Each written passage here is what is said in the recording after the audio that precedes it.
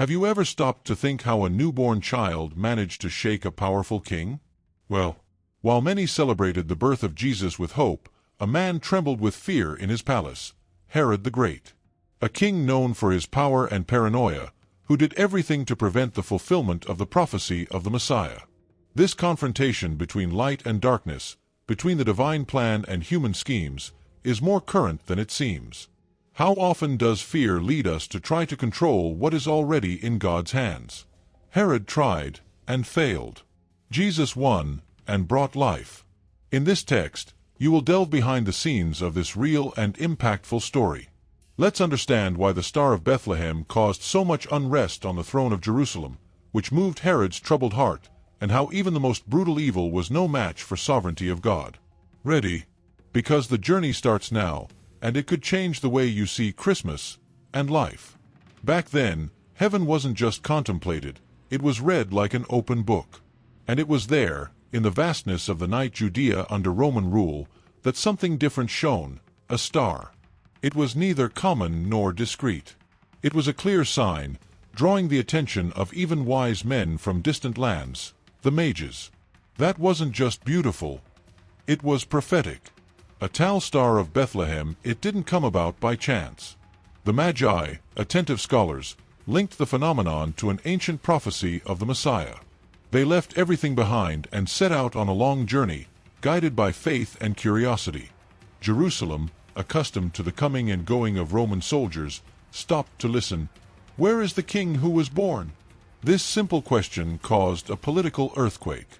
While the Magi saw hope, Herod saw a threat. The idea of a new king being born under a star was more than uncomfortable, it was dangerous. After all, the throne he fought so hard to keep was now shaking because of an unknown baby. The news echoed like thunder in the palace. The sky had announced the beginning of something great, and the end of something dark. Herod the Great had everything to appear invincible, a luxurious palace, loyal armies, and the support of Rome. But inside, he was a volcano of insecurities. Its origin, Edomite, viewed with suspicion by Jews, made him paranoid. He knew his reign was fragile, and any rumor about a king of the Jews was a direct attack on his ego. And in this power game, fear was fuel. The emergence of prophecy of the Messiah, associated with the brightness of the Star of Bethlehem, messed with his mind. The idea of losing the throne to someone who didn't even have a name was still unbearable. Herod had already betrayed, manipulated, and killed to maintain control, and he had no intention of stopping now. Paranoia grew like a weed in the king's heart, suffocating any sense of reason. It wasn't just about power. It was pure terror. When the mages arrived asking about the king who was born, the mask fell. Herod was alarmed, but he covered it with a fake smile and an even darker plan.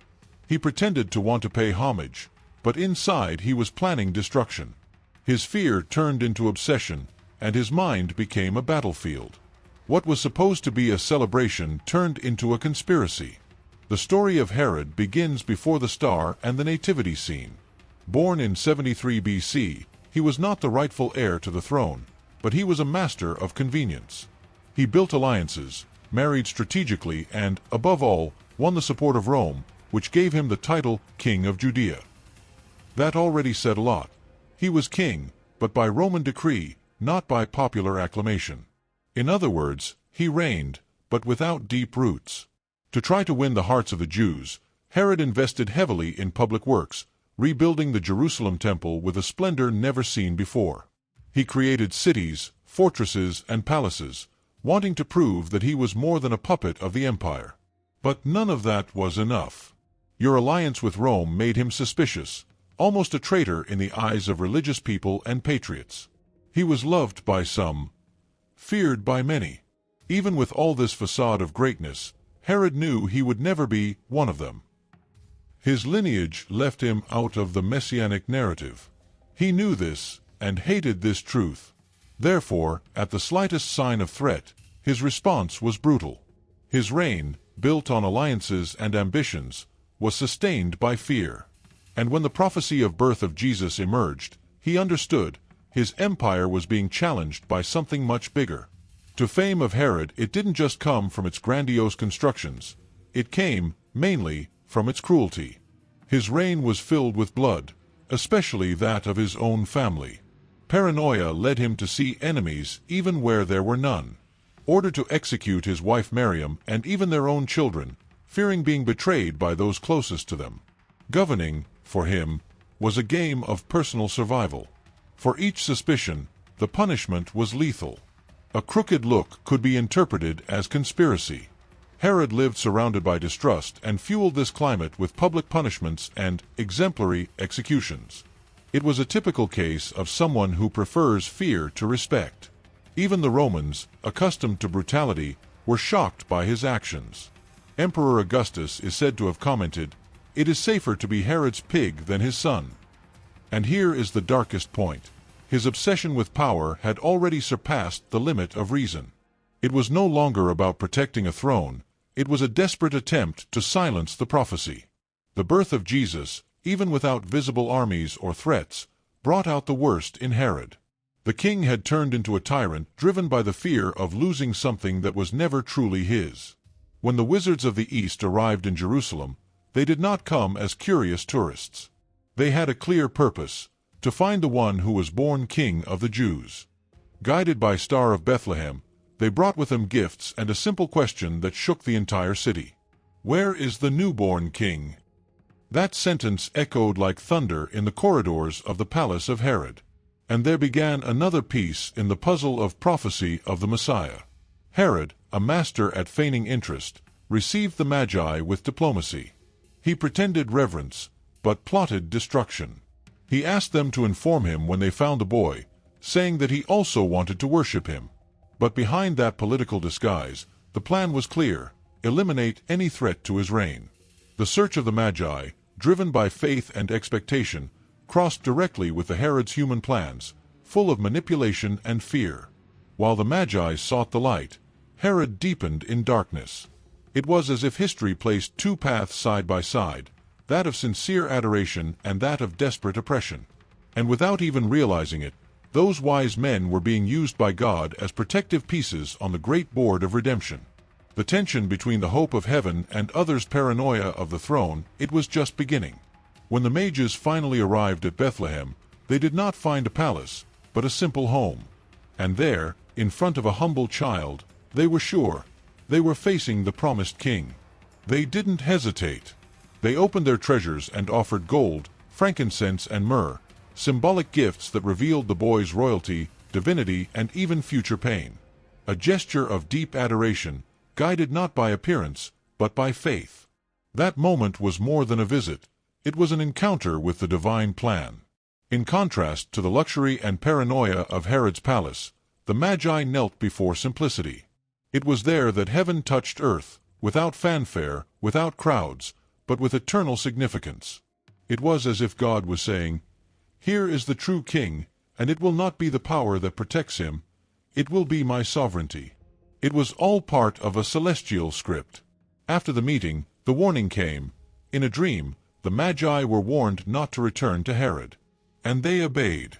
They took another path and disappeared from history, but their decision was decisive.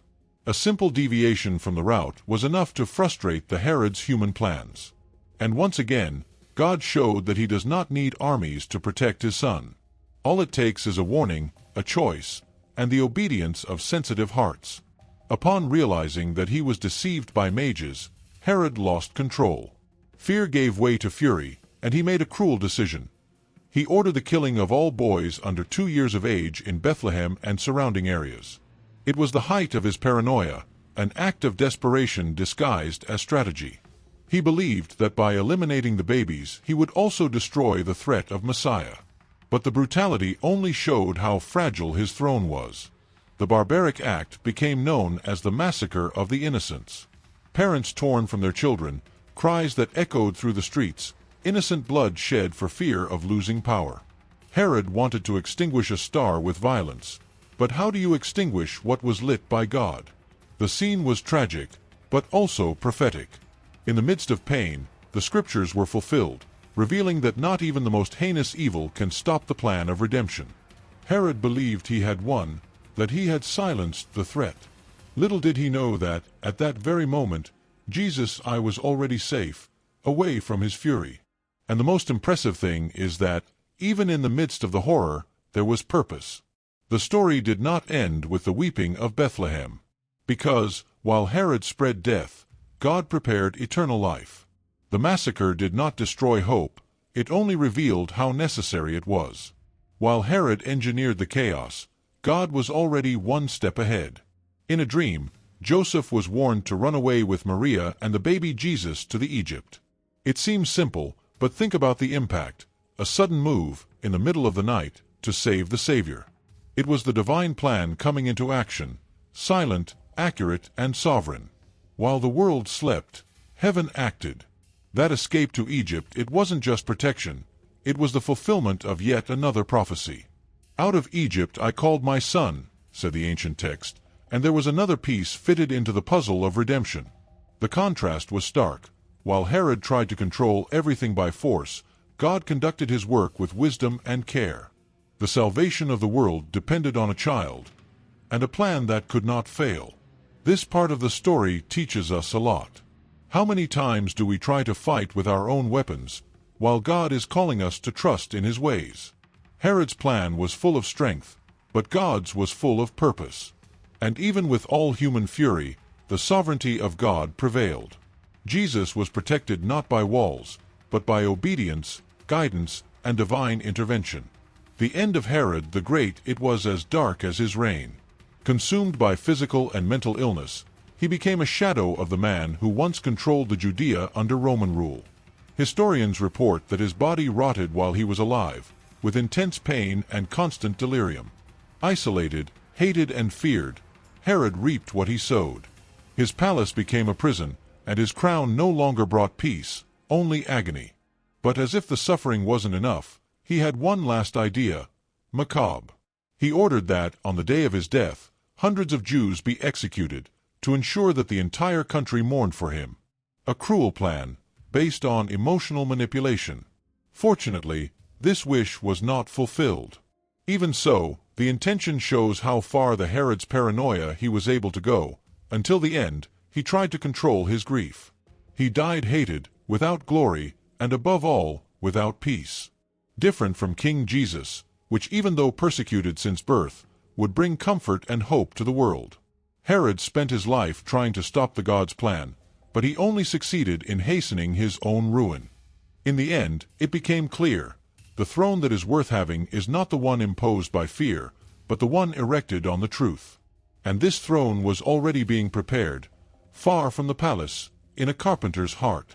The story of Herod is a living reminder of what happens when power finds no limits. He had influence, resources, and alliances, but he lacked the essentials, faith. He governed with fear, and this fear devoured him from within. He tried to turn off the light of the world before it even shined. And in the end, it was that light that revealed the darkness in his heart, and that of so many others throughout history. On the other hand, we have Jesus, who was born in simplicity, fled the sword, and won with love. He did not need a golden crown or armies to prove that he was king. His arrival was not celebrated by governors, but by mages, shepherds, and angels. Where Herod built walls, Jesus opened paths. Where there was fear, he brought hope and light, a light that would never go out again. And here's the point, true power is in serving, not dominating. The contrast between Herod's throne and Christ's manger is more than historical, it is spiritual. Each of us, at some point, needs to decide, are we going to live through the fear of losing, like Herod, or through trust in God's purpose? The answer changes everything, and the invitation still stands. And now, tell me honestly, how many times have you found yourself reacting like Herod? Trying to control what escapes your hands, afraid of the new, the different, the unforeseeable? Maybe not with cruelty, of course, but with anxiety, rigidity, attachment to what should have already been left behind. The birth of Jesus invites us to another stance, trusting even in the dark, following even without understanding everything. History shows that no matter how much men scheme, God's plan always prevails. And the question is, are you fighting against or cooperating with this plan? The manger still shines, but you need to look at it with an open heart. If this reflection moved you, take advantage and subscribe to the channel. Activate the bell to receive more content that inspires, teaches, and transforms. Here, with each video, we dive deeper into the Word and discover that even the darkest episodes hide seeds of light.